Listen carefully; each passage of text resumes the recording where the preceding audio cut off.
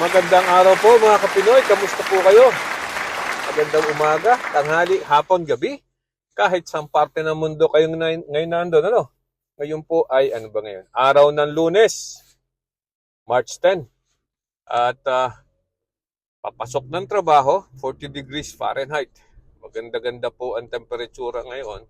At mukhang abot daw tayo ng 60 degrees. Aba, ano na ho, malapit na talaga, no? Although hindi pa official na spring, ay malapit na po ang spring. By the way, siguro po March 21, spring na. So, most probably ganito na nga po ang magiging nangyayari dapat, ano? At dapat ay talagang painit na, no? At kahapon, March 9, bumalik po, bumalik na tayo sa Daylight Saving Time, DST. Ang ibig sabihin po niyan ay nag-advance po ng 1 oras ang Amerika, ano, at doon sa mga bansa na maaaring gumagamit ng DST, ano. Pero dito po sa Amerika, meron pa rin pong Daylight Saving Time. Kung saan ay ngayon po, kung kukumpara natin ang oras sa Pilipinas, ano bang oras ngayon sa Pilipinas? Ay alas 6 ng alas 7 ng umaga rin, ano? 12 hours. 12 hours po ang advance. Pero pag sa normal time, dapat po mga 13 hours ang advance ng Pilipinas, ano. So ngayon, 12 hours na lang uli, ano. At ito po ay tatagal hanggang November. Somewhere in the second week or first week ng November this year. So DST every year po 'yan nangyayari from every March hanggang November. Okay, so kamusta po kayo? Medyo may mainit na balita na nangyari diyan sa Pilipinas, ano? At noong pong kailan ba 'yon? March 8 ba? O kailan lang? Sabado ata, laglabas po ng balita ang Rappler. Rappler ay isa po yung isang pahayagan, ano?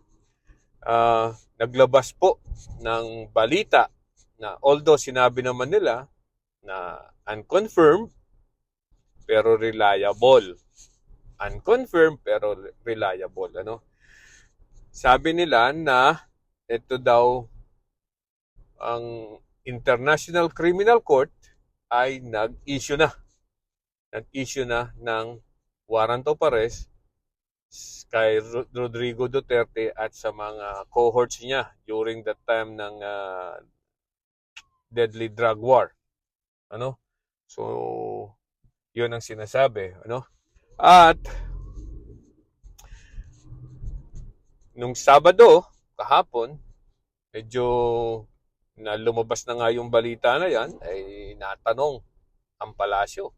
At ang sabi ni J. Ruiz ay meron nga daw pong unconfirmed report. Narinig nila pero unconfirmed pa na lumabas na ang warrant of arrest laban kay Rodrigo Duterte. Ano? Pero hindi pa daw sila nakakatanggap ng notice, ano? So, hindi pa rin nila ma-verify kung totoo. Okay. So, ang ginawa ko ay nagpunta po ako, tiningnan ko sa ICC website, ano, sa online, ano. Kasi doon po makikita niyo yung mga iniimbestigahang tao at saka yung mga na-issuehan ng warrant of arrest. Ano? Doon po sa ICC website, nandun po ang mga pangalan ng mga may warrant of arrest na inisyu nila. Ang huli nga ata ay si Netanyahu, yung Prime Minister ng Israel. Yun ang nakita ko doon, ano? Pero wala pa po ang pangalan ni Rodrigo Duterte. Ano? So wala pa po. At tiningnan ko rin ang website ng Interpol. Doon sa website ng Interpol, ay wala din po akong nakita na pangalan na may warrant of arrest na in-issue laban kay Rodrigo Duterte o sa mga cohorts niya, ano? Wala rin pong red notice na ini-issue pa ang Interpol. So, sa ngayon, ay talagang hindi pa ma-verify kung totoo o hindi yan. Pero, alam nyo, ang Rappler ay meron po yung dignidad. I mean, pwede tayong maniwala dyan. More or less, mga 95% ay totoo ang sinasabi ng Rappler. Lagi po yung mga pwedeng pagkatiwalaang balita. Ganyan po yan. Okay? Hindi po katulad ng ibang newspaper na hindi mo malaman kung saan nila kinukuha yung kanilang mga balita. Pero dito po sa Rappler ay may 95% ay baka nga totoo. Yun po ang aking masasabi. Ngayon, nasan itong si Rodrigo Duterte? Tama? Nasaan to? May balita po ako at nakita po. Bagay, hindi na balita. Talagang confirm na naandun siya ngayon sa Hong Kong. Nung pang March 7 ata, ay na-confirm na siya ay nakita doon. At nagsalita sa isang gathering, na ang tawag ay pasasalamat kay FPRRD. Okay? So, yun daw po ay parang meeting, rally ng campaign, whatever they call it, ng mga supporters ni Rodrigo Duterte. Pero nakikita ko naman po doon, may balita ako na yung mga naandun, kasi may kakilala ako naandun sa Hong Kong. At ang sinasabi, meron nga daw na parang munting rally doon, munting meeting, hindi naman rally, munting meeting. Karamihan daw po doon ay mga Kingdom of Jesus Christ members. So yan po ay mga tao ni Kibuloy, Yun. So, I don't know kung yun nga po yung mga talagang tunay at hindi lang talaga mga miyembro ng KOJC. Alam mo naman natin po na ang KOJC ay talagang maka-Duterte yan, mga miyembro niyan ni Kibuloy, hindi po yan maghihiwalay. Okay, so andun po sila at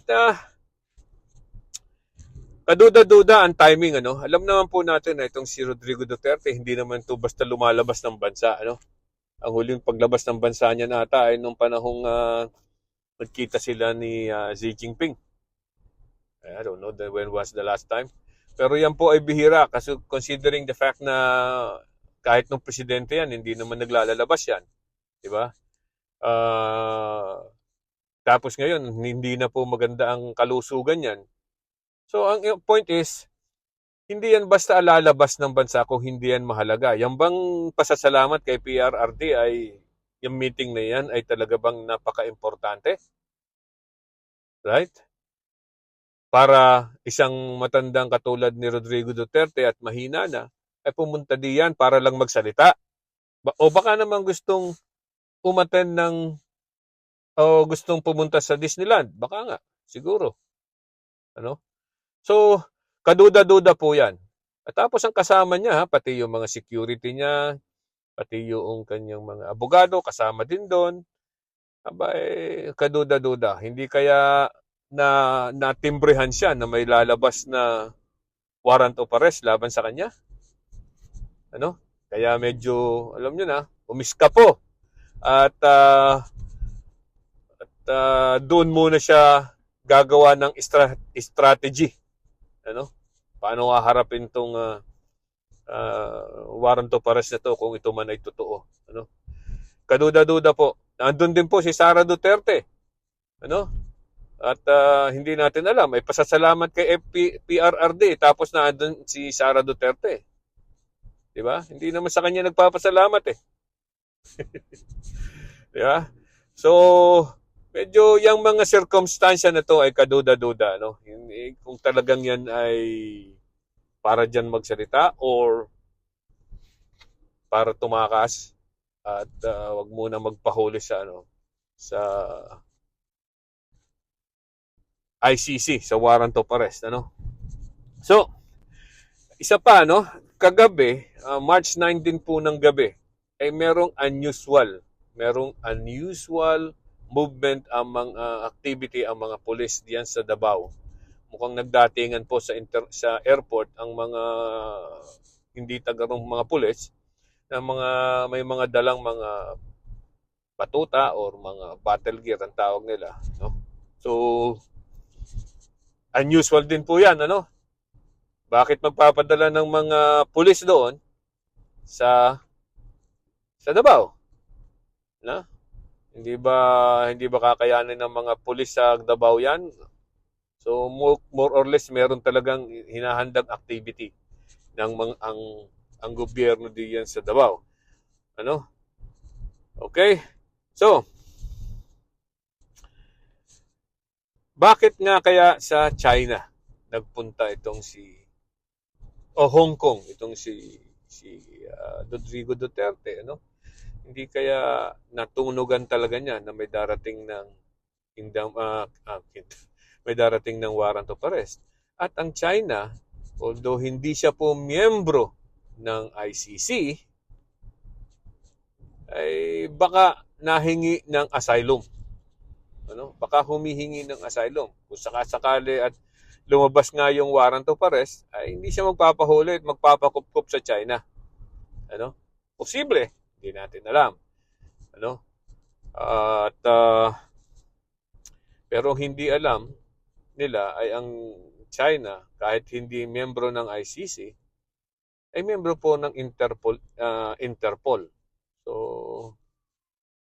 pwede rin pong hingin ng Interpol kung sakalit na doon nga at lumabas ang warrant of arrest, pwede pong hingin ng Interpol na sa China na isurrender si Rodrigo Duterte.